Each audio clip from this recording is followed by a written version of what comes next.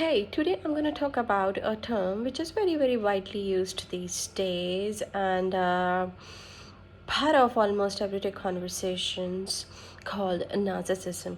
So, how to identify if you're in a relationship with a narcissist? So, the top most characteristic of a narcissist is that they have hard time understanding people's emotion, and that is the reason it is so hard for them to empathize with other people. It's because the area of empathy in their brain is not there, or it's not yet fully developed. Hence, it's not possible for them to put themselves in other people's position and appreciate their position. In fact, it is not very easy for them to understand their emotions as well. Over the years, what they have learned is to repress their emotions and have never been able to process what they have been feeling through situations, which I guess is the reason that they are not very confident of themselves, and through different means and ways they try to compensate for the lack of self-esteem. One way that they try to build their own self-esteem is through gaslighting. Again, gaslighting is the term which was um, very popular this year and heavily searched on Google. So what exactly is gaslighting? Is the method of communication when you hold the person accountable, responsible for things, for the acts that you had committed. If you had done, let's say, hurt other people's emotions, you meaning the person had hurt a narcissist has hurt other person's emotions, how will they project is that they would say that they have been hurt badly. So playing victim is one of the topmost ways they try to save themselves from hurt. So two things we have talked about: one is the lack of empathy, another one is the gaslighting. Third thing that comes very easily to them is called feeling superior to others.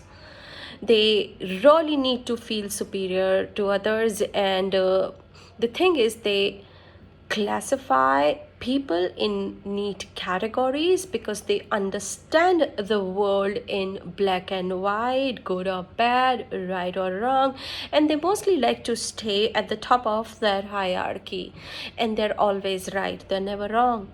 So you cannot say anything against them, you cannot prove them wrong, because they would come up with a way to tell you that how you have been wrong, and you'll end up feeling bad about yourself, and they do it so naturally that you wouldn't even know what happened to you. Why are you feeling bad about yourself? Next thing is like what they do is try to remain perfect, they try to do things right, they like to cultivate a lot of skills and hobbies, so as to again stay at the top, and can in any way justify their own feeling of entitlement.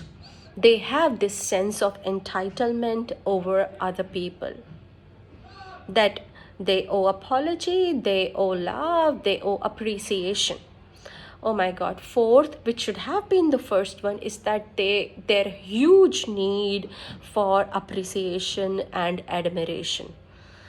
If that keeps coming their way, they feel really nice about them. So what does that mean? In a way that you're not supposed to point out their flaws, because they're never wrong, by the way, they're always right. So keep showering compliments and praises on them, never look out for the faults in them, and they'll be nice to you. Can you do that? Well, it's hard, obviously. So having a relationship with a narcissist is not an easy thing. How do they become a narcissist? All right. So, as such, there is no genetic lineage, or no genetics playing a role in narcissist. Being a narcissist has been identified so far.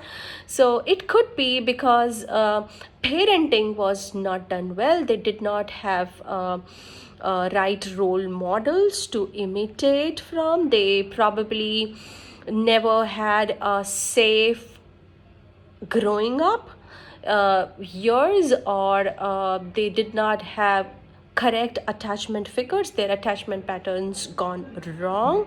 So on that note, they can be given some sort of a leeway for being who they are, and they have that's the reason they have been constantly trying to rebuild themselves.